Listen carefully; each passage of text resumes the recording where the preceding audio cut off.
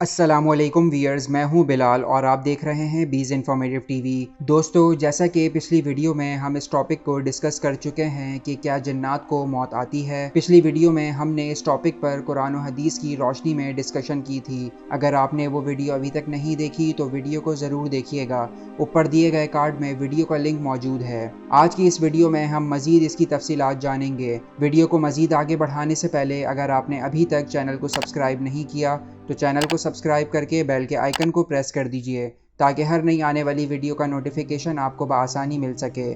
تو چلیے ویڈیو شروع کرتے ہیں۔ دوستوں، جیسا کہ ہماری ویڈیو کا ٹاپک ہے کہ کیا جنات کو موت آتی ہے، اس حوالے سے علماء کے دو قول ہیں۔ حسن بصری رحمۃ اللہ علیہ کا مسلک یہ ہے کہ جنات کو موت نہیں آتی۔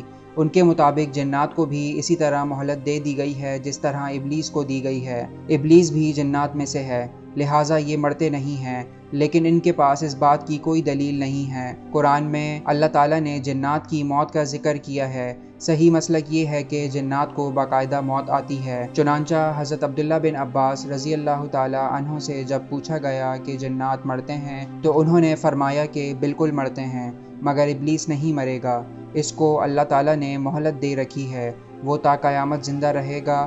اور فرمایا کہ یہ جب بوڑھا ہو جاتا ہے تو پھر جوان کر دیا جاتا ہے، یہ ہمیشہ 30 سال کی عمر کا رہتا ہے اور بڑھاپے کے بعد ہمیشہ جوانی کی جانب لوٹ آتا ہے، یہ تا قیامت رہے گا۔ اور باقی جو جنات ہیں ان کی موت ہو جاتی ہے۔ جہاں تک جنات کی روح قبض کرنے کا سوال ہے تو اس حوالے سے حضرت عبداللہ بن عباس رضی اللہ تعالیٰ عنہ سے روایت ہے کہ 4 قسم کے فرشتے ہیں جو روح قبض کرتے ہیں۔ جو ملک الموت ہے وہ انسانوں اور فرشتوں کی روح قبض کرتا ہے۔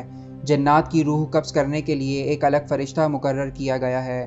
اس کے علاوہ جانوروں اور چوپایوں کی روح قبض کرنے کے لیے الگ فرشتہ ہے۔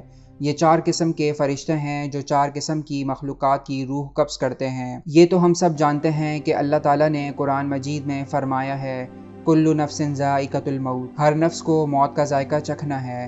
اس سے ثابت ہوتا ہے کہ اس جہاں میں کوئی بھی چیز، چاہے وہ جن و انس ہوں، زمین و آسمان ہوں، جانور ہوں یا چرند پرند ہوں، ہر چیز فانی ہے سوائے اللہ تعالیٰ کے جو ہمیشہ سے ہے اور ہمیشہ رہے گا۔ تو یہ تھی ہماری آج کی ویڈیو۔ اگر آپ کو ویڈیو پسند آئی ہو تو ویڈیو کو لائک کر کے چینل کو سبسکرائب کر دیجئے گا۔ اگلی ویڈیو تک کے لیے اجازت دیجیے۔ اللہ حافظ۔